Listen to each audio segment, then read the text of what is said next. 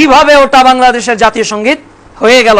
অথচ এই সঙ্গীতের সঙ্গে না যুদ্ধের কোনো ইতিহাস সম্পৃক্ত, না যারা জীবন দিয়েছে তাদের ইতিহাস সম্পৃক্ত, না যারা নিষ্পেষিত হলো তাদের ইতিহাস সম্পৃক্ত। কোনো ইতিহাসই নেই। এমন এক সময় লিখেছে, ওই সময় 52-এর ভাষা আন্দোলন হয়নি, ওই সময় 47-এর দেশপ্রেম হয়নি, ওই সময় 69-এর গণ অভ্যুত্থান হয়নি, ওই সময় 71-এর স্বাধীনতা হয়নি।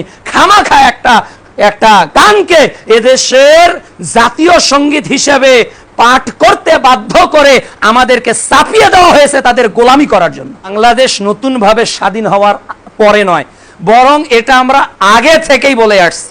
সেটা কি?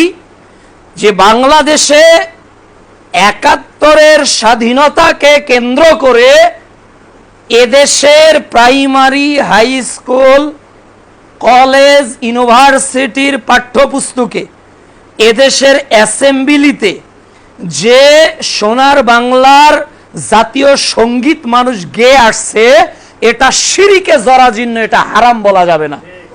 এটা আমরা আজকে বলি নাই, এটা বাংলাদেশ নতুন ভাবে স্বাধীন হওয়ার অনেক আগে বলা। আমাদের আত্মাহারিকের ফতোয়ায় লেখা আছে, আপনি সার্চ দিয়ে দেখেন, আজকে দেখেন, এখন দেখেন। কাজী শিরকের বিরুদ্ধে আমরা আপোষহীন ছিলাম, ওদের সময়ও ছিলাম। আবারও যদি কেউ শিরকের সঙ্গে আপোষ করে, আহলে হাদিস আন্দোলন বা সালাফি আকীদা, তাদের বিরুদ্ধেও কথা কলমে কথা বলবে ইনশাআল্লাহ। আমরা কারো চক্ষু রাঙানিকে ভয় পাই না। কোরআন হাদিসে যা আছে তাই মেনে চলবো। ওই সরকারও আমাদেরকে খাতির করেনি, জেল খাটিয়েছিল। আগের সরকারও জেল খাটিয়েছিল। যদি আগামীতেও আমাদের উপর আঘাত আসে, আঘাত সহ্য করব, হক থেকে কখনোই পিছু পা হব না ইনশাআল্লাহ। এর নাম কি? ইস্তেকামাত, মানে যেটা বিশ্বাস করেছেন ওটার উপর দৃঢ় থাকা। কিছুদিন আগে একটা বক্তব্য আপনার ছিল, আজকে কেন জানি রাতারাতি আপনার বক্তব্য চেঞ্জ হয়ে গেল। কেন হয়ে গেল? নীতিতে এক থাকতে হবে, এক থাকতে হবে। 1905 সাল 2 বাংলা বিভক্ত হয়ে যাচ্ছে, এর নাম হলো বঙ্গভঙ্গ। এই পশ্চিমবঙ্গ এদেশের মানুষের উপর যে জুলুম, অত্যাচার, আমাদেরকে চতুর্থ শ্রেণীর কর্মচারী হিসেবে তারা ব্যবহার করেছে। যখন বিভক্তের দামামা বেজে গেল, তখন রবি ঠাকুর গান রচনা করলেন যে বঙ্গ যাতে ভঙ্গ না হয়। ভঙ্গ মানে কি? ভেঙে যাতে না যায়, ভেঙে যাতে না যায়।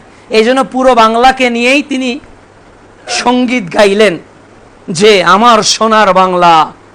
এ বাংলা বলতে এপার বাংলা, ওপার বাংলা, আমি তোমায় ভালোবাসি, চিরদিন তোমার আকাশ তোমার বাতাস।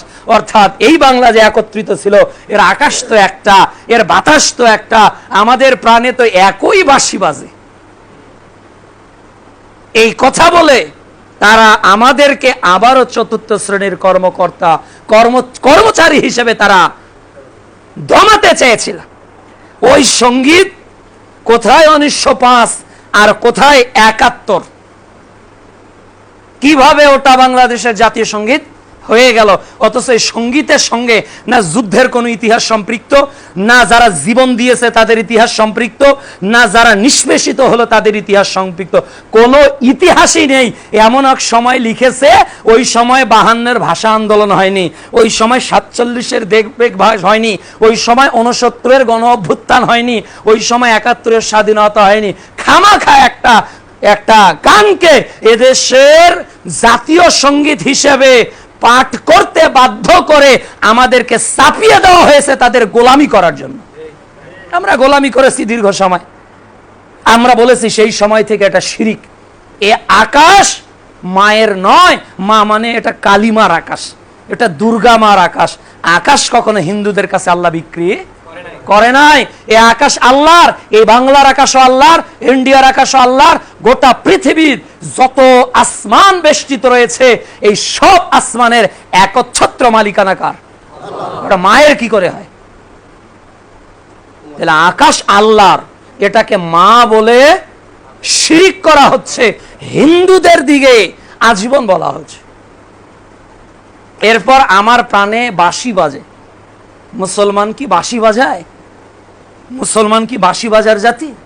বাঁশি ভাঙার জাতি, মুসলমান মূর্তি ভাঙার জাতি। মুসলমান কেন বাঁশি বাজাবে? মুসলমানের কণ্ঠে কোরআনের সুর ভেসে উঠবে, মুসলমানের কণ্ঠে ইসলামের সুর ভেসে উঠবে, মুসলমানের কণ্ঠে তাওহীদের সুর ভেসে উঠবে। মুসলমানের হৃদয়ে কোনোদিনও বাঁশি বাজতে পারে না। তাহলে 1 নাম্বার, এটা ধর্মীয় দিক থেকে শিরিক, এজন্য এটা বাতিল। 2 নাম্বার, এটা এদেশের স্বাধীনতা বিরুদ্ধে গজল, মানে স্বাধীনতার বিরোধী সঙ্গীত। এই রবি ঠাকুর ছিল ঢাকা বিশ্ববিদ্যালয়ের ঘোর বিরোধী। ঢাকা বিশ্ববিদ্যালয় করতে দিবে না। 1 নাম্বার বাধাকে দিয়েছে রবি ঠাকুর। 5 নোবেল পুরস্কার পেয়েছে, এমনিতেই না। কত ট্যালেন্টফুল ছিল কে? বিদ্রোহী কবি কাজী নজরুল ইসলাম, ধারের কাছেও নেই। কিন্তু পরিবর্তন হয়েছে ইতিহাস, এজন্য জ্ঞান লাগবে। বিদেশিরা আজকে আমাদের কি চুরি করতেছে জানেন? আমাদের মেধা চুরি করতেছে। আজকে বাংলাদেশে মেধাবীরা নেই, ওরা আমেরিকায়, ওরা কানাডাতে, ওরা শ্রীলঙ্কায়, ওরা অমুক দেশে, ওরা তমুক দেশে স্কলারশিপ দিচ্ছে, ফ্রি পড়াচ্ছে। পড়াতে পড়াতে থাইল্যান্ডের পরিবেশে 4 বছর ওরা খাওয়াচ্ছে, পড়াচ্ছে, বাড়িতে লাখ লাখ টাকা পাঠিয়ে ও কিছুদিন পর ওই তরুণ মেধাবীটাকে ও থাইল্যান্ডের মতো মেজাজের মানসিকতায় তৈরি করে ফেলেছে। যে আমেরিকায় গিয়েছে ওর মানসিকতা, আর ওরা কি বিসিএস করে পারে, ওদের পিএইচডি আর বাংলাদেশের পিএইচডির মধ্যে রাত দিন পার্থক্য। বাংলাদেশের মেধাগুলোকে ওরা পাচার করে আমাদেরকে প্রতিবন্ধী করার অপকৌশল তারা চালাচ্ছে। আর আমরা গর্ভবতী হয়ে গেছি যে বিদেশে আমার ছেলে স্কলারশিপ নিচ্ছে। গর্ভবতী মানে বাপে গর্ভবতী হয়ে গেছে। আপনার সন্তান আমেরিকায় স্কলারশিপ নিয়ে যে ইমান ধ্বংস করতেছে, খেয়াল করেছে? ওর ইমানই নেই, আর এমন এক পরিবেশে যাচ্ছে। এই মেধাগুলো যদি বাংলাদেশে থাকতো, যত স্কলারশিপ দেখবেন মানে 99.99% মুসলিম। এদের মধ্যে ইমানি মেজাজ ছিল না, দেশে থাকলে থাকতো। কিন্তু তাদের মেধাগুলোকে আজকে পাচার করা হচ্ছে। এই জন্য দেখবেন যে এই জাতীয় সঙ্গীতের ইতিহাস যেমন পরিবর্তন করা হয়েছে, আজকে মুসলমানদের সভ্যতাকেও পরিবর্তন করা হয়েছে।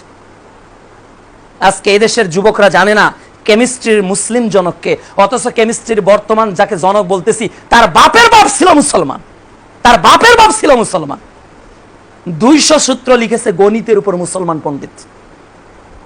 কেমিস্ট্রির প্রথম জনক মুসলমান পণ্ডিত। ইবনে সিনা, ইবনে হাইয়া, আবু জারির, অনেক বিদ্বান রয়েছে যারা বিজ্ঞানী ছিল। তাদের ইলমের তুলনায় পাণ্ডিত্য কেউ ছিল না। ওদের বিজ্ঞানকে চুরি করে ধার করে এরা একটু ঘষামাজা করে আমাদের নামগুলোকে উঠিয়ে দিয়ে অন্য নাম ঢুকিয়ে দিয়েছে। কিভাবে কিভাবে হয়েছে? পানিকে জল করা হচ্ছে, হচ্ছে না? ধর্ম বইয়ে কালী পূজা, দুর্গা পূজার ছবি ঢুকানো হচ্ছে। শব্দ দূষণ আজকে চলতেছে না? আগে আমাদের সময় যে বইগুলো ছিল, দেখবেন অনেক মুসলমান কবিতা আজকে উঠিয়ে ফেলেছে। শিক্ষাগুরুর মর্যাদা কবিতা বইয়ে আছে? নাই। কি আছে? আইস ছেলেরা, আই মেয়েরা, ফুল তুলিতে যায়, two little black bird sitting on a wall. এগুলো হলো বিদ্যাকে পরিবর্তন করেছে এমন ভাবে যাতে এদেশের যুবকদের মধ্যে ইমানি চেতনা না থাকে। তুলি 2 হাত, করি মোনাজাত, হে রহিম রহমান, কত সুন্দর করিয়া, এই যে কত সুন্দর প্রার্থনার কবিতাগুলো ছিল, এগুলো এখন কি করেছে? ওমর ফারুক কবিতা কি করেছে? উঠিয়ে ফেলেছে। মুসলমানদের সাহিত্যগুলোকে কাটছাট করা হয়েছে। এদেশে তারা সঙ্গীতে কেবল পরিবর্তন আনেনি, আমাদের ইতিহাসে পরিবর্তন এনেছে, আমাদের সভ্যতাতে পরিবর্তন এনেছে, আমাদের সংস্কৃতিকে পরিবর্তন এনেছে। ওদের টার্গেট শুধু আমাদের জাতীয় সঙ্গীত নয়, ওরা বাংলাদেশের একটু গবেষণা করতে হবে, বেশি বিজ্ঞানী আপনার হতে দরকার নেই। স্বাভাবিক চিন্তা করে দেখবেন যে ওরা গোটা অঙ্গনে এমন ভাবে ত্রাস তৈরি করেছে, আপনি চাইলেও আপনার সন্তানকে ঠিক রাখতে পারবেন না।